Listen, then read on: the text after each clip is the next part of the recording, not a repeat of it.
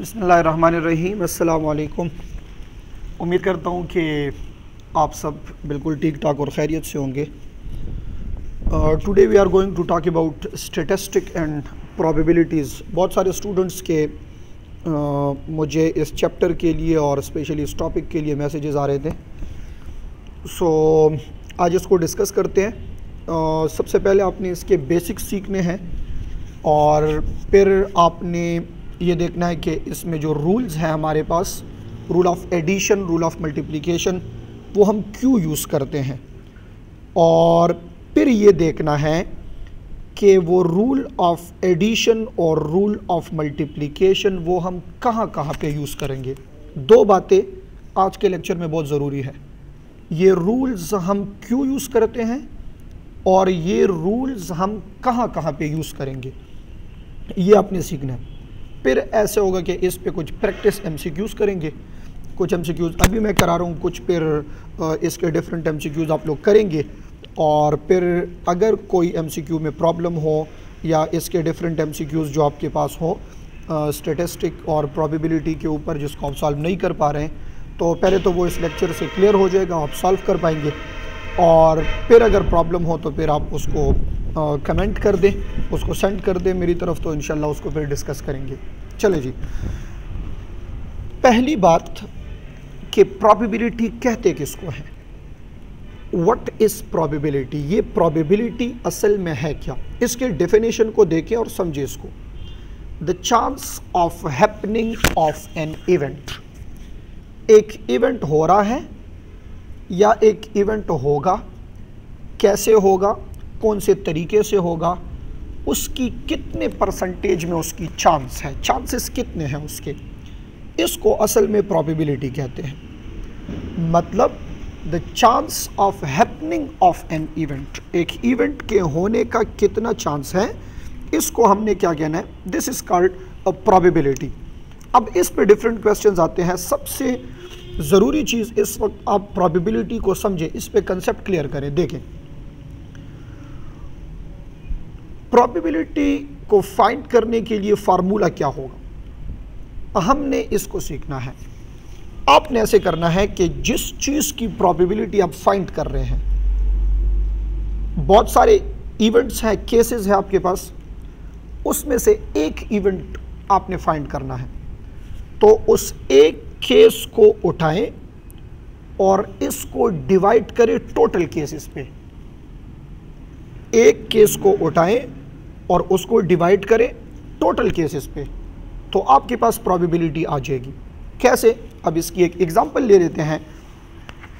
Example हमारे पास क्या है, when you flip a coin the chance of head और टेल विल बी। आपके पास एक कॉइन है, उसको आप हवा में उछाल रहे हैं, फ्लिप कर रहे हैं, तो आपको पता है कि इस कॉइन के दो साइड्स हैं, एक हेड है और दूसरा टेल है। अब इस कॉइन में हेड और टेल, देखिए दोनों तो आ नहीं सकते at a time, head and tail दोनों तो नहीं हो सकते। दोनों में से कोई एक ही साइड ऊपर आएगा, तो कितने चांसेस है कि ऊपर हेड आएगा या टेल आएगा। अब ऊपर का फार्मूला देख लें, case divide by total number of cases. हम हेड के लिए सपोज कर लेते हैं कि हम हेड मालूम कर रहे हैं कि हेड की परसेंटेज इसमें कितनी होगी, प्रोबेबिलिटी कितनी होगी कि हेड आएगा। तो टोटल केसेस इस वक्त हमारे पास दो है, हेड एंड टेल, ये दो केसेस हैं और मालूम हमने हेड करना है। तो नेक्स्ट स्टेप क्या होगा, केस हमारे पास हेड है, total case head plus tail दो है, तो हेड को डिवाइड करें हेड प्लस टेल के ऊपर, ये आ जाएगा 1/2। हेड एक है और हेड प्लस टेल ये दो हो गए, 1/2। अब इसको अगर आप कन्वर्ट करें तो ये आ जाएगा 50%। हेड और टेल दोनों के चांसेस कितने होंगे, 50%। यानी कॉइन को आप फ्लिप कर रहे हैं, उस कॉइन को जब आप फ्लिप करें तो ज़मीन के ऊपर जब वो गिरेगा तो उसका हेड या टेल ऊपर के साइड पे दोनों में से एक होगा, तो 50-50 चांसेस हैं। अगर सपोज़ आप उसकी एग्जांपल ले लें, डाइस जो होता है, जो लूडो में यूज़ होता है, बहुत फेमस है, आजकल तो मोबाइल पे यूज़ हो रहा है तो बहुत ज़्यादा फेमस है। लोग फारिग भी हैं तो साथ साथ खेल रहे हैं। तो उसके अगर आप देखें तो 6 साइड्स हैं उसके, वो डॉट होते हैं ना उसके ऊपर, 1 फिर 2 डॉट्स फिर 3 डॉट्स 4 5 एंड 6 डॉट, उसके 6 साइड्स हैं। अब उसके टोटल केसेस 6 हैं। आपके पास चांसेस कितने हैं कि आपका 2 नंबर आएगा, आपका 4 नंबर आएगा, आपका 6 नंबर आएगा, कितना चांस है? तो simply case divide by total cases, ये आपके पास 1/6 उसका चांस होगा। ये सिंपल सी हमारे पास प्रोबेबिलिटी के लिए एक फार्मूला है। अब इस पे हम थोड़ी सी प्रैक्टिस करते हैं और फिर आगे जाके आपके बुक में जो क्वेश्चंस हैं उसको यहाँ पे सॉल्व करें। How to solve a genetics problem. अब प्रोबेबिलिटी की तो आपको समझ आ गई है, अब उसकी तरफ आते हैं कि इस प्रोबेबिलिटी को हम कहाँ यूज़ करते हैं, क्यों यूज़ करते हैं। पहले तो प्रोबेबिलिटी किस चीज़ के लिए है? वो जेनेटिक्स के प्रॉब्लम के लिए है। और अब देखें तो 2 रूल्स हैं इसके, इसको समझ लें। प्रोबेबिलिटी हम क्यों यूज़ करते हैं, किस चीज़ के लिए करते हैं? To solve a problem of genetics. Genetics में आपके पास एक प्रॉब्लम आ गई है, इसके कितने चांसेस हैं, उसके कितने चांसेस हैं, तो इसको आप किस चीज़ से कैलकुलेट करेंगे? प्रोबेबिलिटी के जो 2 रूल्स हैं उससे कैलकुलेट कर सकते हैं। और आपको पता है ये रूल्स हमारे पास कौन से हैं। 1 इज़ रूल ऑफ मल्टीप्लिकेशन। जो मल्टीप्लिकेशन का रूल है इसको प्रोडक्ट रूल कहा जाता है, and second is rule of addition, इसको सम रूल कहा जाता है। This is the most important thing you have to learn today. आज आपने इसको सीख लेना है और फिर इसके ऊपर प्रैक्टिस करनी है। जितने आप इसके ऊपर प्रैक्टिस करेंगे, एमसीक्यूज करेंगे, तो आसानी से आप इसके एमसीक्यूज पर सॉल्व कर पाएंगे। अच्छा, रूल ऑफ मल्टीप्लिकेशन को आपने कहाँ यूज़ करना है, गौर से देखें। Independent event in A sequence, एक इवेंट इंडिपेंडेंट हो रहा है, एक ही इवेंट हो रहा है, चाहे वो बार बार क्यों ना हो, वो तो इंडिपेंडेंट होगा एक दूसरे के ऊपर। तो इंडिपेंडेंट इवेंट्स अगर होंगे मतलब एक इवेंट होगा, एक इवेंट के लिए आपने रूल ऑफ मल्टीप्लिकेशन करना है, चाहे वो बार बार हो सीक्वेंस में, तो इसमें आपने आपस में इसको मल्टीप्लाई करना है। रूल ऑफ एडिशन का यूज करेंगे। इवेंट इन 2 और मोर डिफरेंट वेज। आपके पास कोई प्रोडक्ट्स आ रहे हैं, बट वो एक ही इंडिपेंडेंट इवेंट से नहीं आ रहे हैं, क्योंकि प्रोडक्ट अगर इंडिपेंडेंट इवेंट से सीक्वेंस में आएगा उसको आप मल्टीप्लाई करेंगे। फिर अगर ये इवेंट एक से ज़्यादा हो रहे हैं तो इस वक्त आपने रूल ऑफ एडिशन यूज़ करना है। सिंपल सी मेरी बात याद रखिए, ये आपको बहुत काम आएगी कंसेप्ट में। अगर इवेंट एक तरह के हैं सीक्वेंस में, रूल ऑफ मल्टीप्लिकेशन करें। अगर इवेंट 2 या 2 से ज़्यादा डिफरेंट तरीक़ों से हो रहे हैं तो उसमें क्या करें? रूल ऑफ एडिशन यूज़ करें। एक शॉर्टकट आपको बता रहा हूँ, जो भी कोई प्रॉब्लम हो तो आप इसके कमेंट्स में आप पूछ लें।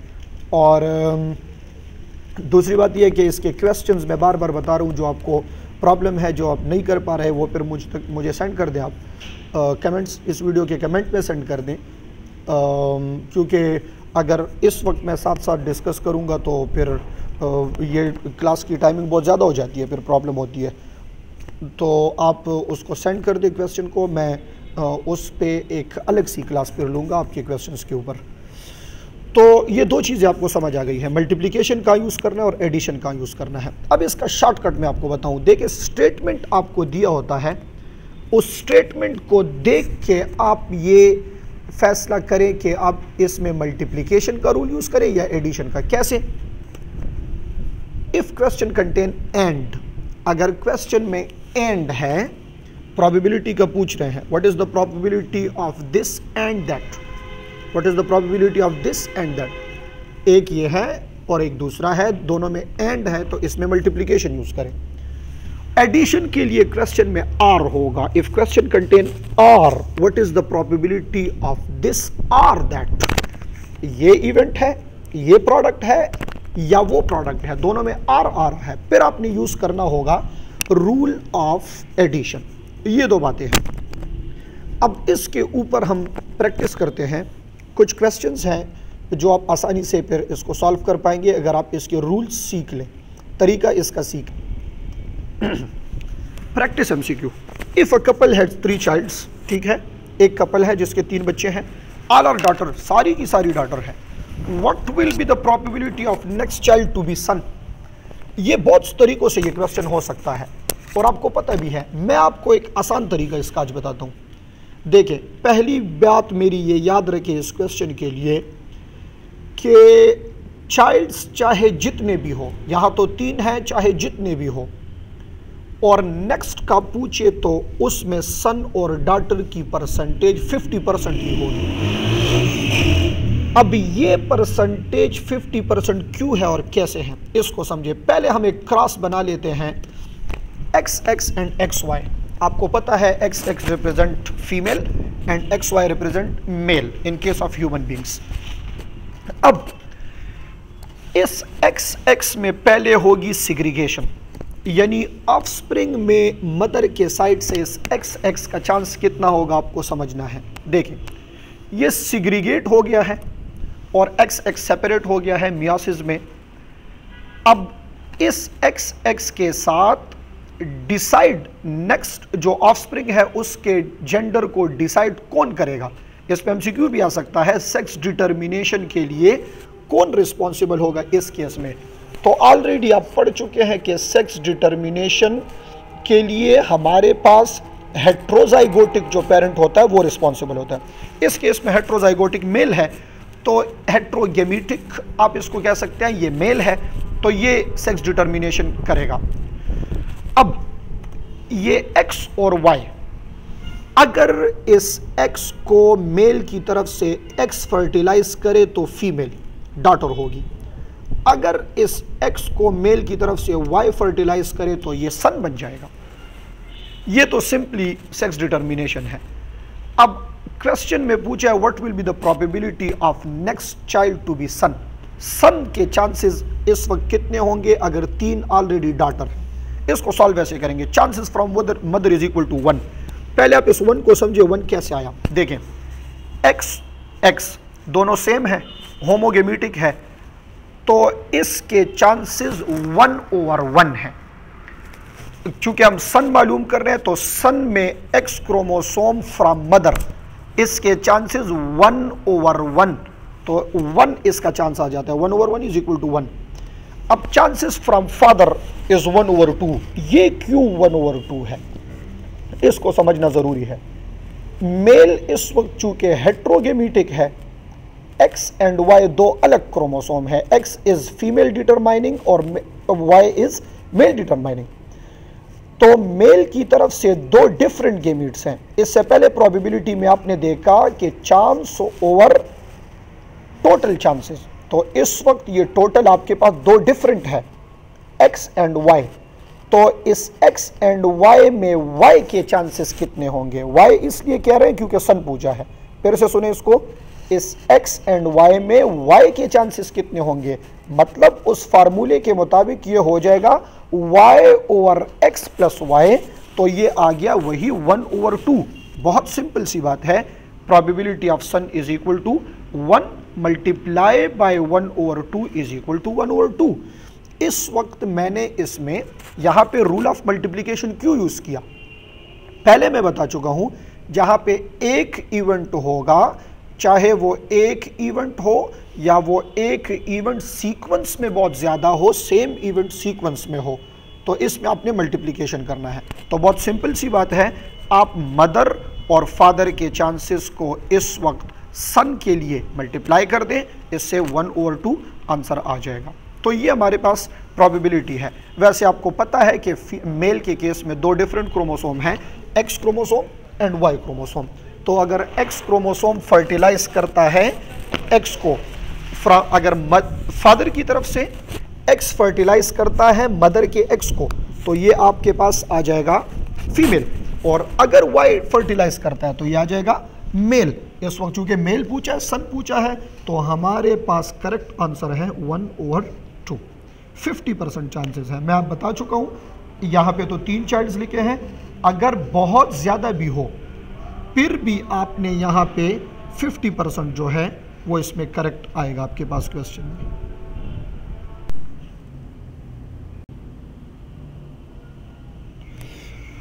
अच्छा जी, एक और एमसीक्यू है इसके ऊपर। इफ अ कपल हैज 3 चाइल्ड्स, what will be the probability that all of them will be boys or girls. इसको गौर से देखिए, इसको आपने सॉल्व करना है। अगर 3 बच्चे हैं, what will be the probability that all of them will be boys or girls. अच्छा, इस वक्त आपको पता नहीं है कि ये 3 जो चाइल्ड्स हैं इनका जेंडर क्या है। सो क्वेश्चन में ये पूछ रहे हैं कि बॉयज़ और गर्ल्स के या तो तीनों बॉयज़ होंगे या तो तीनों गर्ल्स होंगे। इसकी प्रोबेबिलिटी आपने मालूम करनी है कि इफ़ अ कपल हैज़ 3 चाइल्ड्स, what will be the probability that all of them will be boys or girls. तीनों सेम जेंडर के होंगे। ऑप्शंस आपको दिए हैं 100, 75, 50 एंड 25। अब इसको हम कैसे सॉल्व करेंगे, गौर से देखें। पहले हम देखते हैं चांसेस फॉर बॉयज़। बॉयज़ के चांसेस कितने होंगे। अच्छा, इस वक्त रूल आपके पास कौन सा होगा, गौर करें इसकी तरफ। पहले आप देखें, बॉय का होना ये एक इवेंट है, बट इस क्वेश्चन के मुताबिक ये इवेंट 3 मरतबा हो रहा है। और अभी इससे पहले क्वेश्चन में आपने फाइंड आउट किया कि चांसेस ऑफ अ बॉय और गर्ल एक टाइम पे चांसेस ऑफ बॉय और गर्ल ये 1/2 यानी 50% होता है। बिल्कुल गौर करें इसकी तरफ। इस वक्त हमारे पास सेम इवेंट 3 मरतबा हो रहा है, 1/2, 1/2, 1/2। यानी पहले एक चाइल्ड, उसके बॉय होने का चांस 1/2, फिर 1/2, फिर 1/2। तो ये सेम इवेंट सीक्वेंस में हो रहा है। अभी मैंने रूल्स में बताया सेम इवेंट सीक्वेंस में हो रहा है, तो हम इनको मल्टीप्लाई करेंगे, इससे आ जाएगा 1/8।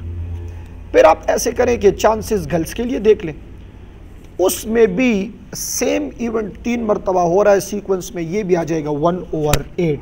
अब गौर करें, क्वेश्चन में आपसे पूछा है बॉय और गर्ल। देखिए, बॉय और गर्ल के लिए अलग अलग जब हमने किया तो उसमें मल्टीप्लिकेशन क्यों की, क्योंकि सेम इवेंट सीक्वेंस में बार बार हो रहा है, 3 मरतबा हो रहा है। अब आपने क्या करना है, इस दोनों को प्लस करना है। रीजन क्यों हम इन दोनों को 8 कर रहे हैं, प्लस क्यों कर रहे हैं, उसका रीजन ये है, मैंने आपको दोनों के कंपैरिजन में, एडिशन और मल्टीप्लिकेशन के कंपैरिजन में बताया कि जब आपके पास क्वेश्चन में आर आ जाए तो फिर आपने इसको 8 करना है। तो अब ये आर आया है, 2 डिफरेंट इवेंट्स के लिए आया है, तो 1 देखिए दोनों इवेंट डिफरेंट तरीकों से हो रहे हैं कि नहीं। बॉयज़ और गर्ल्स 2 डिफरेंट है ना, 2 डिफरेंट इवेंट्स हो रहे हैं, तो इसको आपने दोनों की प्रोबेबिलिटी को 8 करना है। 1/8 प्लस 1/8 इज इक्वल टू 1/4। और अब इस ऑप्शंस में तो चूंकि ये परसेंटेज के फॉर्म में है, तो 1/4 इज इक्वल टू 25%। ये आप इसको ऐसे सॉल्व कर सकते हैं। तो ये एक एमसीक्यू है हमारे पास रूल ऑफ एडिशन के ऊपर। क्लियर हो गई ये बात। फिर वही बात कह रहा हूं, अगर कोई प्रॉब्लम हो इसमें या साथ में कोई और एमसीक्यूज हो जो सॉल्व नहीं हो रहे हैं आपसे, तो वो सेंड कर दें। चले अब वो क्वेश्चंस करते हैं जो आपके बुक में दिए गए हैं प्रोबेबिलिटी के टॉपिक में। ये आपकी बुक का क्वेश्चन है। In a Mendelian cross between pea plant that are heterozygous for flower colour. देखें, इस वक्त जो दोनों पेरेंटल है वो हेट्रोजाइगस है फ्लावर कलर के लिए। पूछा क्या जा रहा है, what is the probability that the offspring will be homozygous recessive. एक ही इवेंट है, होमोजाइगस रिसेसिव मांग रहे हैं तो एक ही इवेंट है, समझने की कोशिश करें। P1 आपके पास हेट्रोजाइगस है, ये एक पेरेंटल है, capital P small p heterozygous. दूसरा पेरेंट भी क्वेश्चन में गिवन है, हेट्रोजाइगस है। आपने फाइंड आउट करना है होमोजाइगस रिसेसिव। बहुत सिंपल तरीके से इसको आप फाइंड कर सकते हैं, गौर करें इसकी तरफ। इसमें से मैं ऑफस्प्रिंग में लेके आ रहा हूं ये स्मॉल p, क्योंकि कैपिटल P की इस वक्त मुझे ज़रूरत नहीं है। कैपिटल P तो तब होगा जब ये होमोजाइगस डोमिनेंट या हेट्रोजाइगस हो, बट होमोजाइगस रिसेसिव पूछ रहे हैं, उसमें तो सिर्फ स्मॉल p आएगा। इस स्मॉल p के चांसेस इस वक्त आपके पास कितने हैं, एक साइड से और फिर दूसरे साइड से। देखिए दोनों से ये आ जाएगा। अब गौर से देखें, P1 से स्मॉल p के चांसेस 1/2 है, यानी 50% है। P2 से भी स्मॉल p के चांसेस 1/2 है, यानी 50%। अब इवेंट तो चूंकि एक है, इवेंट एक है, तो एक इवेंट के लिए मैंने इससे पहले बताया कि आपने मल्टीप्लिकेशन करनी है, तो दोनों पेरेंट्स से 1/2 जो आया इसको मल्टीप्लाई कर दें। जब आप इसका प्रोडक्ट लेंगे तो यह आ जाएगा 1/4, और 1/4 हमारे पास बराबर है 25% का। अच्छा, इधर आपको एक इंपॉर्टेंट बात बताने लगा हूं, स्पेशली ईटा के जो स्टूडेंट्स हैं वो इस बात को गौर से सुने और फिर इसको अप्लाई करें आप लोग। अगर ईटा में या पेपर में आपके पास ऐसे क्वेश्चंस आ जाएं, तो आप ये प्रोबेबिलिटी वाले रूल्स को यूज़ मत करें, ये बहुत लेंथी है, ये बहुत टाइम लेगा आपका। और ईटा में तो चूंकि आपके पास सिर्फ 49-50 सेकंड्स होते हैं एक क्वेश्चन के लिए, तो इतना टाइम तो आपके पास नहीं होता। आपने क्या करना है, आपने वो जो चेकर्ड बोर्ड वाला मेथड है वो आपने यूज़ करना है, यानी जिसमें वो हम सपोज इस वक्त कैपिटल P स्मॉल p, दूसरे साइड से भी कैपिटल P स्मॉल p, वो हम एक बोर्ड बना के उसको क्रॉस करते हैं, उससे बहुत आसानी से आपको परसेंटेजेस मिल सकते हैं। अगर आप इसी क्वेश्चन को उस तरीके से करें तो आपके पास जो लास्ट वन है वो स्मॉल p आ जाएगा। सो 1/4 इज 25%। उसके ऊपर, उस मेथड के ऊपर दूसरी क्लास में इंशाल्लाह डिस्कशन करेंगे, उस मेथड के मुताबिक कैसे आप मालूम कर सकते हैं। और क्वेश्चन करते हैं इसके ऊपर, ये भी आपके बुक का क्वेश्चन है। In a Mendelian cross between pea plant that are heterozygous for flower colour, यहां तक का स्टेटमेंट वही है जो पिछले क्वेश्चन में था। What is the probability that the offspring will be heterozygous. अब इस क्वेश्चन में और उसमें फर्क है, वहां आपसे एक इवेंट पूछा गया है, यहां इवेंट दो हो रहे हैं। कैसे दो हो रहे हैं? क्योंकि आपके पास हेट्रोजाइगस ऑफस्प्रिंग में डोमिनेंट पेरेंट और रिसेसिव पेरेंट, यानी डोमिनेंट एलील और रिसेसिव दोनों होंगे, तो एक पेरेंट से एक आएगा, दूसरे से दूसरा आएगा, यानी डोमिनेंट और रिसेसिव। चलिए इसको सॉल्व करते हैं, देखते हैं ये कैसे होगा, गौर करें इसकी तरफ। फिर वही बात, P1 is capital P small p, P2 भी हेट्रोजाइगस है कैपिटल P स्मॉल p। अब इसकी तरफ गौर करें, कैपिटल P का चांस ऑफ स्प्रिंग में P1 से 1/2 है, स्मॉल p का चांस ऑफ स्प्रिंग की तरफ P1 से 1/2 है, यानी दो इवेंट्स हो रहे हैं इस वक्त। इससे पहले क्वेश्चन में सिर्फ स्मॉल p हमने लिया था, एक इवेंट लिया, अब दो इवेंट ले रहे हैं, एक डोमिनेंट के लिए, एक रिसेसिव के लिए। तो this event occur in two different ways. अब देखें और से, दूसरे साइड से भी same condition, capital P 1/2 small p 1/2, जो ऑफस्प्रिंग आपके पास आ रहा है ये आपके पास हेट्रोजाइगस आ रहा है, यानी कैपिटल P और स्मॉल p। अब हम इसको सॉल्व कैसे करेंगे, गौर करें। पहले हम इस 1/2 फ्रॉम P1 इसको आप मल्टीप्लाई करें। मैं आपको बताऊं ये क्यों है, ये 1/2। सपोज करें कि ये साइड मैं ले रहा हूं स्पम के लिए, तो स्पम में कैपिटल और स्मॉल इसके चांसेस 1/2, यानी ये एक 1/2 जो मैंने लिखा है ये स्पम में डोमिनेंट एलील के लिए, ये दूसरा 1/2 स्पम में रिसेसिव एलील के लिए। इसको आप देख लें तो मल्टीप्लाई करें, ये 1/4 हो जाएगा। करेक्ट, यहाँ तक आपको समझ आ चुकी होगी। स्टेप वाइज इसमें जाए तो आपको ये टॉपिक आसानी से ये समझ आ जाएगी और फिर आप इससे आगे MCQ सॉल्व कर पाएंगे। चलें दूसरी तरफ देखिए, वो तो हो गया स्पर्म के लिए। अब एग के लिए 1/2 कैपिटल 1/2 स्मॉल p, यानी 1/2 होमोजाइग, 1/2 डोमिनेंट, 1/2 रिसेसिव, ये अब एग के चांसेस हैं। तो 1/4 चांस ये भी है। असल में यहाँ पे पूछा जा रहा है हेट्रोजाइगस, तो हेट्रोजाइगस में तो चूंकि कैपिटल और स्मॉल यानी डोमिनेंट और रिसेसिव दोनों होंगे, तो 25% चांस स्पर्म से है, 25% चांस एग से है। किस चीज का?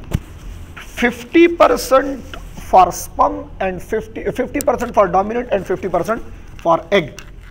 अब आसान अल्फाज में इसको बताऊं तो मतलब इसका यह है कि इस ऑफस्प्रिंग में स्पर्म या तो डोमिनेंट एलील को कैरी करेगा या रिसेसिव को, और इस ऑफस्प्रिंग में एग भी या तो डोमिनेंट एलील को कैरी करेगा, लेके आएगा, या रिसेसिव को। तो डोमिनेंट और रिसेसिव फॉर स्पर्म 1/2 1/2, इस तरह एग में भी 1/2 1/2। अब क्वेश्चन में दो डिफरेंट इवेंट्स हैं, डिफरेंट तरीकों से हो रहे हैं। क्वेश्चन में दो इवेंट डिफरेंट तरीकों से हो रहे हैं, दो डिफरेंट तरीकों से हो रहे हैं, इसलिए रूल हमने यहां क्या यूज करना होगा, एडिशन का। तो 1/4 1/4, ये तो दोनों की प्रोबेबिलिटी आ गई है। इन दोनों को ऐड करना है या मल्टीप्लाई करना है, ये फैसला हम कैसे करेंगे, बार बार बता रहा हूं ताकि आपको ये समझ आ जाए और इसको बार बार पढ़ें आप। मल्टीप्लिकेशन वहां करना है जब एक इवेंट हो या सेम इवेंट सीक्वेंस में हो, और एडिशन वहां करनी है जब डिफरेंट तरीकों से इवेंट हो। तो इस वक्त तो दो डिफरेंट तरीकों से हो रही है, स्पर्म के लिए और एग के लिए, या डोमिनेंट और रिसेसिव आप देख लें। तो 1/4 को 1/4 से प्लस करेंगे, 1/4 प्लस 1/4, इससे जो आंसर हमारे पास आएगा 1/2।